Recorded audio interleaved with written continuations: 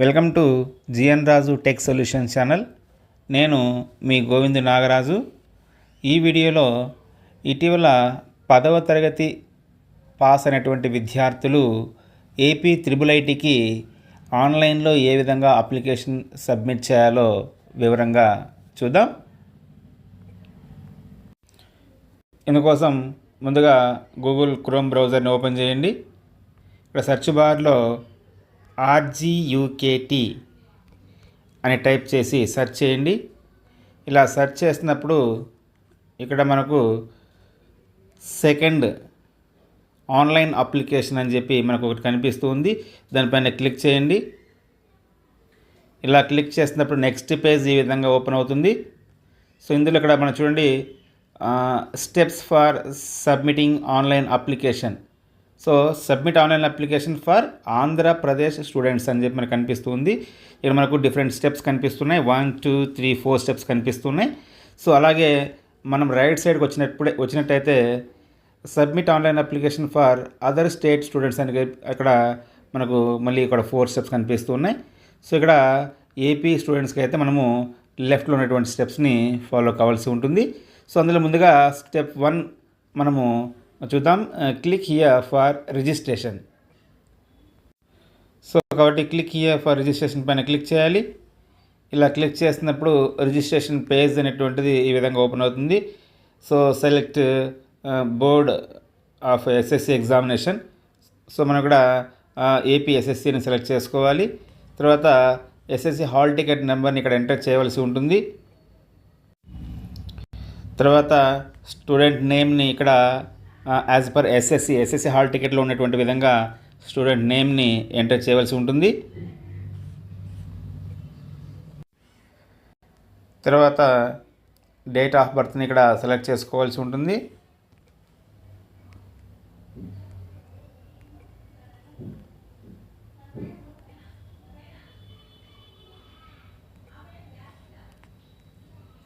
తర్వాత reservation కేటగిరీని select చేసుకోవాల్సి ఉంటుంది. తర్వాత మొబైల్ నెంబర్ని ఇక్కడ ఎంటర్ చేయవలసి ఉంటుంది. మొబైల్ నెంబర్ని ఎంటర్ చేసిన తర్వాత నెక్స్ట్ ఈమెయిల్ ఐడిని ఎంటర్ చేయవలసి ఉంటుంది. తర్వాత ఇక్కడ ఉన్నటువంటి క్యాప్చాను ఇక్కడ ఎంటర్ చేయవలసి ఉంటుంది.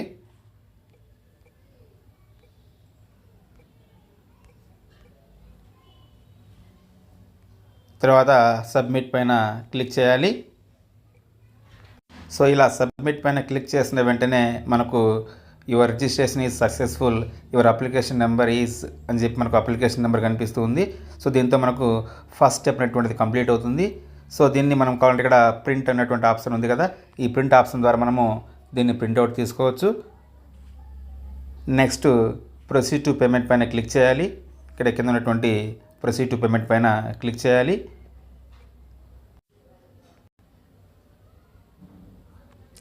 సో ప్రొసీడ్ టు పేమెంట్ పైన క్లిక్ చేస్తున్నప్పుడు మనకు నెక్స్ట్ ఈ విధంగా మనకు కనిపిస్తుంది. దీన్ని క్లోజ్ చేయాలి.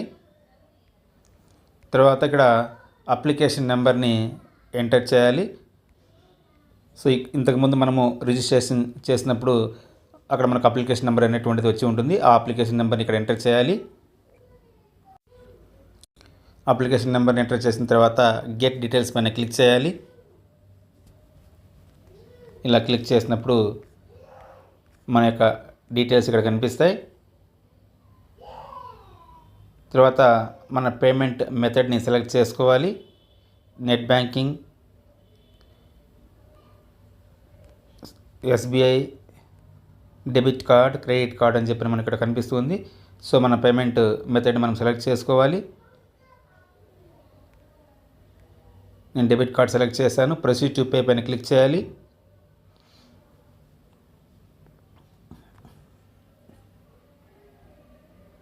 ఇలా క్లిక్ చేసినప్పుడు ఇక్కడ మన డెబిట్ కార్డ్ డీటెయిల్స్ అడుగుతుంది. Debit card means ATM card. So ఈ ఏటీఎం కార్డ్ యొక్క card number, card holder name, expiry date and CVV నెంబర్ని ఎంటర్ చేసి పే నౌ పైన క్లిక్ చేయాలి. పే నౌ పైన క్లిక్ చేసిన వెంటనే మనకు నెక్స్ట్ పేజ్ అనేటువంటిది ఈ విధంగా ఓపెన్ అవుతుంది.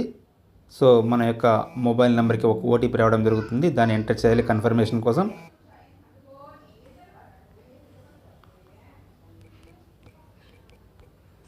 సో ఓటీపీని ఎంటర్ చేసిన తర్వాత మనము ఇక్కడ అమౌంట్ కూడా చూపిస్తూ ఉంది. సో సబ్మిట్ చేయాలి. సో దీంతో మనకు పేమెంట్ అనేటువంటిది సక్సెస్ అవుతుంది. మనకి ఇక్కడ చూపిస్తుంది ట్రాన్సాక్షన్ నెంబర్ కూడా మనకి ఇక్కడ చూపిస్తుంది. సో దీన్ని కూడా మనము click here to print receipt దానిపైన ఆప్షన్ పైన క్లిక్ చేసి మనము ఈ పేమెంట్ రిసిప్ట్ని కూడా మనము ప్రింట్ తీసుకోవచ్చు. సో ఈ విధంగా ప్రింట్ రిసిప్ట్ పైన క్లిక్ చేసినప్పుడు మనకి ఈ విధంగా ఆప్షన్ మనకు కనిపిస్తుంది. మళ్ళీ ప్రింట్ పైన క్లిక్ చేసి మనము ఆ రిసిప్ట్ని పీడిఎఫ్ రూపంలోకి సేవ్ చేసుకోవడం కానీ లేకపోతే ప్రింట్ తీసుకోవడం కానీ చేయొచ్చు. నెక్స్ట్ ఇక్కడ ఉన్నటువంటి రైట్ సైడ్లో ఉన్నటువంటి click here to fill application పైన క్లిక్ చేయాలి.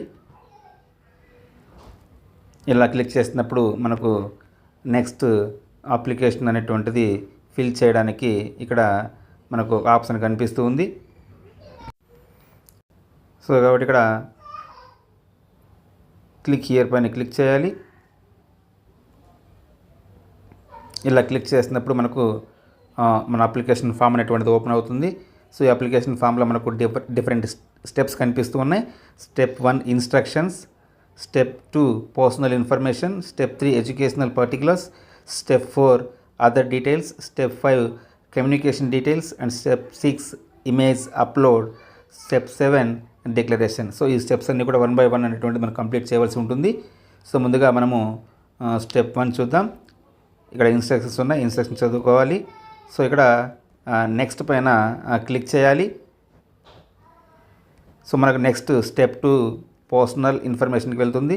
సో ఇక్కడ మన డేటా ఒకసారి మనం సరి చూసుకోవాలి. తర్వాత ఇక్కడ బోర్డ్ ఎస్ఎస్సి ఇక్కడ సెలెక్ట్ బోర్డు సెలెక్ట్ చేసుకోవాలి.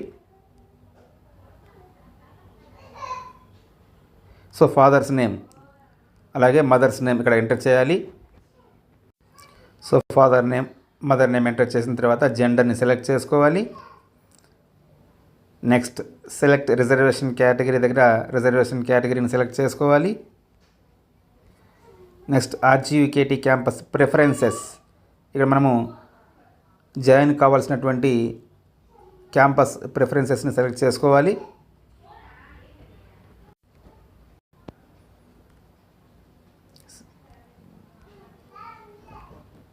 సో ఇక్కడ సెలెక్ట్ క్యాంపస్ ప్రిఫరెన్స్ 1 పైన క్లిక్ చేసినప్పుడు మనకి ఇక్కడ నూజివీడ్, ఒంగోల్, ఆర్కే వ్యాలీ, శ్రీకాకుళం మనకు 4 క్యాంపసెస్ కనిపిస్తాయి.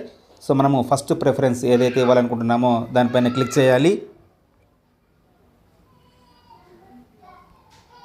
తర్వాత నెక్స్ట్ సెలెక్ట్ క్యాంపస్ ప్రిఫరెన్స్ 2 పైన క్లిక్ చేయాలి. సో ఇక్కడ మనకు మనము నెక్స్ట్ ప్రిఫరెన్స్ని సెలెక్ట్ చేసుకోవాలి. Next third select campus preference 3 పైన క్లిక్ చేసి మనము థర్డ్ ఆప్షన్ని క్లిక్ చేసుకోవాలి. అలాగే చివరిగా 4th ఆప్షన్ని క్లిక్ చేసుకోవాలి. సో ఈ విధంగా మనము 4 క్యాంపసెస్ని కూడా ఖచ్చితంగా మనము ప్రిఫరెన్సెస్ అనేటువంటిది ఇవ్వాల్సి ఉంటుంది. సో మనము మన మార్క్స్కి ప్రిఫరెన్స్ 1 అనేటువంటిది రాకపోతే ప్రిఫరెన్స్ 2 అనేటువంటిది వచ్చే అవకాశం ఉంది. సో నెక్స్ట్ ప్రిఫరెన్సెస్ సెలెక్ట్ చేసిన తర్వాత నెక్స్ట్ రైట్ సైడ్కి వచ్చినప్పుడు ఇక్కడ మనకు కొన్ని ఆప్షన్స్ కనిపిస్తూ ఉన్నాయి. స్పెషల్ కేటగిరీ రిజర్వేషన్స్ అనేటువంటివి. సో ఇందులో మనకు ఏమైనా ఉన్నట్లయితే ఎస్ఆర్ను సెలెక్ట్ చేయాలి. Do you claim reservation under pH category ఉన్నట్లయితే ఏ సెలెక్ట్ చేయాలి, లేకపోతే నో సెలెక్ట్ చేయాలి. So next do you claim reservation under cap army from AP state. So ఇక్కడ మనకు ఉన్నట్లయితే ఎస్, లేకపోతే నో సెలెక్ట్ చేసుకోవాలి. Do you claim reservation under NCC category NCC ఉన్నట్లయితే ఎస్, లేకపోతే నో సెలెక్ట్ చేసుకోవాలి. సో అలాగే do you claim reservation under sports category ఇక్కడ ఈ విధంగా స్పెషల్ కేటగిరీ రిజర్వేషన్ సెలెక్ట్ చేసుకున్న తర్వాత సో ఇక్కడ పైన మనము సెలెక్ట్ రిజర్వేషన్ కేటగిరీ సెలెక్ట్ చేసాం కదా. సో దానికి మన యొక్క రిజర్వేషన్ క్యాస్ట్ సర్టిఫికేట్ని ఇక్కడ అప్లోడ్ చేయవలసి ఉంటుంది. అప్లోడ్ లేటెస్ట్ క్యాస్ట్ సర్టిఫికేట్ అని చెప్పి మనకు కనిపిస్తుంది కదా. సో ఇక్కడ only JPG are JPG PNG ఫార్మాట్లో మనము ఫైల్ని అంటే ఇమేజ్ ఫార్మాట్లో మనం ఇక్కడ అప్లోడ్ చేయవలసి ఉంటుంది, పీడిఎఫ్ ఫార్మాట్లో కాదు. సో కాబట్టి ఇక్కడ ఆ చూజ్ ఫైల్ పైన క్లిక్ చేయండి అప్లోడ్ చేయడం కోసం. సో ఇలా ఆ చూజ్ ఫైల్ పైన క్లిక్ చేసినప్పుడు మన మొబైల్లో ఆల్రెడీ మనము ఫోటో కానీ లేదంటే స్కాన్ కానీ చేసుకున్నటువంటి మన క్యాస్ట్ సర్టిఫికేట్ని అడుగుతుంది. సో దాన్ని సెలెక్ట్ చేసుకోవాలి. సెలెక్ట్ చేసుకున్నప్పుడు మనకు ఆ ఫైల్ అనేటువంటిది ఇక్కడికి అప్లోడ్ కావడం జరుగుతుంది.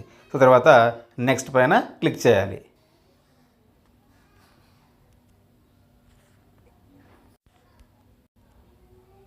సో నెక్స్ట్ పైన క్లిక్ చేసినప్పుడు మనకు నెక్స్ట్ ఎడ్యుకేషనల్ పార్టికులర్స్ సంబంధించినటువంటి ఫామ్ ఓపెన్ అవుతుంది.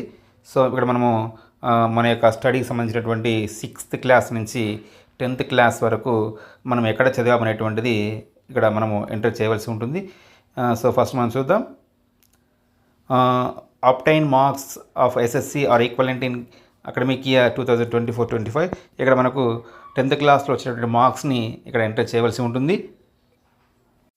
సో 10th క్లాస్లో వచ్చిన మార్క్స్ని ఎంటర్ చేసిన తర్వాత ఇక్కడ మనము marks obtained in SSC or equivalent board of examination 24-25. So ఇక్కడ మనకు మ్యాథ్స్లో ఎన్ని మార్క్స్ వచ్చాయనేటువంటిది ఇక్కడ ఎంటర్ చేయాలి. సో అలాగే సైన్స్లో ఎన్ని మార్క్స్ వచ్చాయనేది నెక్స్ట్ ఎంటర్ చేయాలి. తర్వాత ఇంగ్లీష్లో వచ్చినటువంటి మార్క్స్ని ఇక్కడ ఎంటర్ చేయాలి. తర్వాత సోషల్ స్టడీస్లో వచ్చినటువంటి మార్క్స్ని ఎంటర్ చేయాలి. తర్వాత లాంగ్వేజ్ 1లో ఎన్ని మార్క్స్ వచ్చాయనేటువంటిది ఎంటర్ చేయాలి. ఆ తర్వాత లాంగ్వేజ్ 2 అనేటువంటి లాంగ్వేజ్ 2లో ఎన్ని మార్క్స్ వచ్చాయనేటువంటిది ఎంటర్ చేయాలి.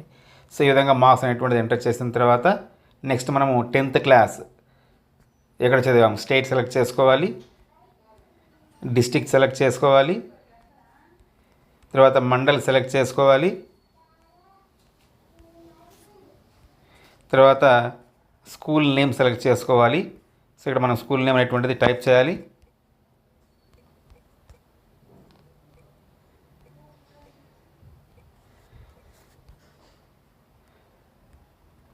స్కూల్ లొకేషన్ రూరల్ అర్బన్ అనేటువంటిది సెలెక్ట్ చేసుకోవాలి.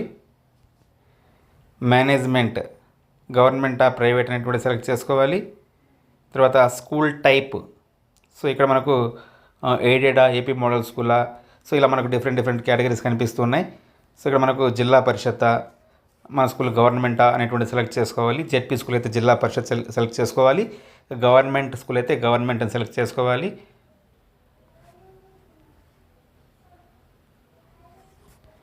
సో అది 10th క్లాస్ సంబంధించిన విషయం. నెక్స్ట్ అలాగే 9th క్లాస్ కూడా సేమ్ యాజ్ ఇట్ ఈస్గా మనము ఎక్కడ చదివాం 9th క్లాస్ అనేటువంటిది స్టేటు, అలాగే డిస్ట్రిక్ట్, సో అలాగే మండల్, సో అలాగే నెక్స్ట్ మన యొక్క స్కూల్ నేమ్,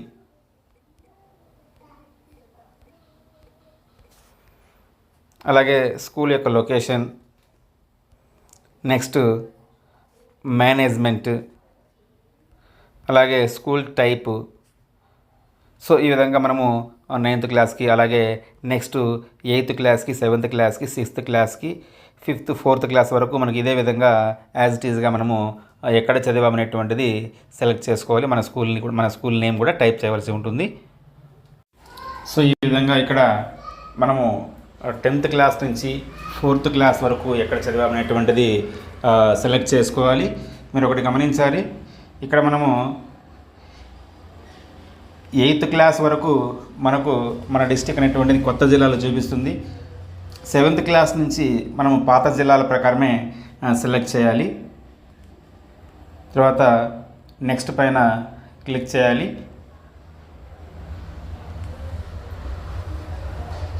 ఇలా నెక్స్ట్ పైన క్లిక్ చేసినప్పుడు మనకు నెక్స్ట్ స్టెప్ అనేటువంటిది ఆధార్ డీటెయిల్స్ అనేటువంటిది ఓపెన్ అవుతుంది.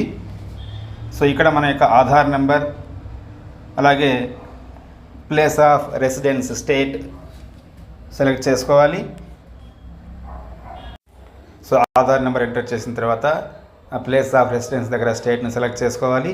తర్వాత annual income, parent annual income below 2.5 lakhs, above 2.5 lakhs అనేటువంటి సెలెక్ట్ చేసుకోవాలి.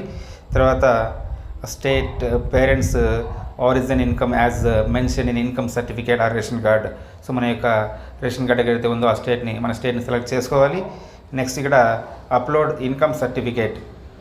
సో మన యొక్క ఇన్కమ్ సర్టిఫికేట్ని ఇక్కడ అప్లోడ్ చేయవలసి ఉంటుంది. సో ఇందుకోసం ముందుగా ముందుగా మన దగ్గర ఉన్నటువంటి ఇన్కమ్ సర్టిఫికేట్ని ఫోటో కానీ లేకపోతే స్కాన్ కానీ చేసుకుని జేపీజే ఫార్మాట్లో మన మొబైల్లో ఉంచుకోవాలి.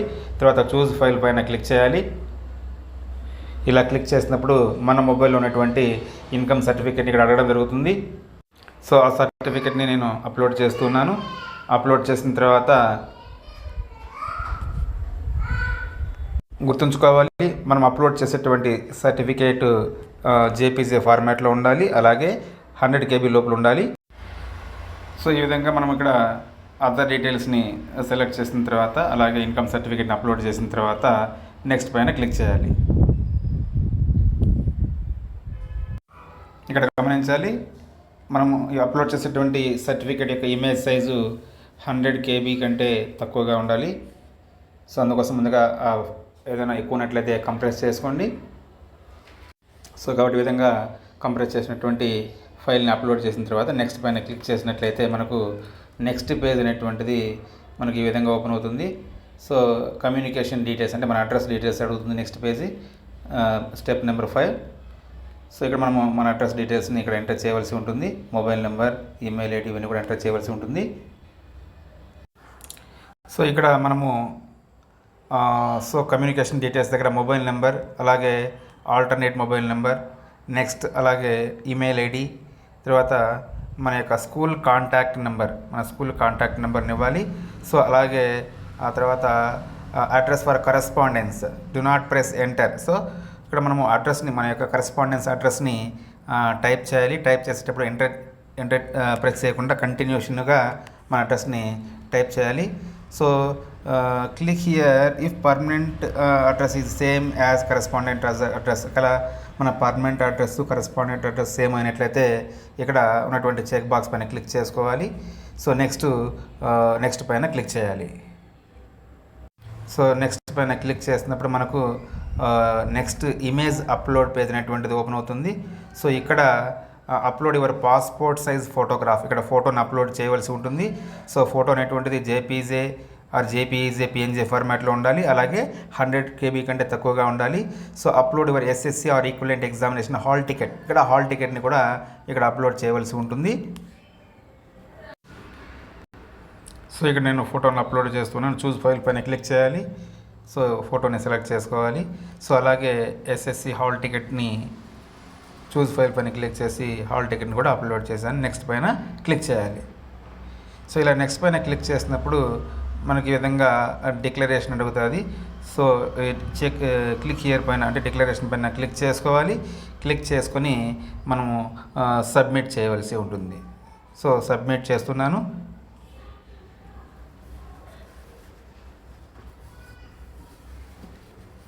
So form and files uploaded successfully, your application have been updated successful అని చెప్పొస్తుంది. దీంతో మన యొక్క IIITకి నోటిఫికేషన్ అనేటువంటిది సక్సెస్ఫుల్గా కంప్లీట్ చేసామన్నమాట. సో ఓకే పైన క్లిక్ చేయాలి. సో క్లిక్ చేసిన తర్వాత మనం ఇక్కడ అప్లికేషన్ డౌన్లోడ్ చేసుకోవడం కోసము ఇక్కడ చూడండి డౌన్లోడ్ అప్లికేషన్ అని చెప్పి మనకు కనిపిస్తూ ఉంది. క్లిక్ హియర్ పైన మనము క్లిక్ చేయాలి. ఇలా క్లిక్ చేసినప్పుడు మన యొక్క అప్లికేషన్ అంతా కూడా మనకి ఇక్కడ కనిపిస్తుంది. ప్రింట్ సింబల్ పైన క్లిక్ చేసి మనము ఈ అప్లికేషన్ని ప్రింట్ తీసుకోవడం కానీ లేకపోతే పీడిఎఫ్లో సేవ్ చేసుకోవడం కానీ చేయవచ్చు అనమాట. సో థ్యాంక్ యూ అండి. ఈ వీడియో మీకు నచ్చినట్లయితే లైక్ చేయండి, సబ్స్క్రైబ్ చేయండి. Thank you.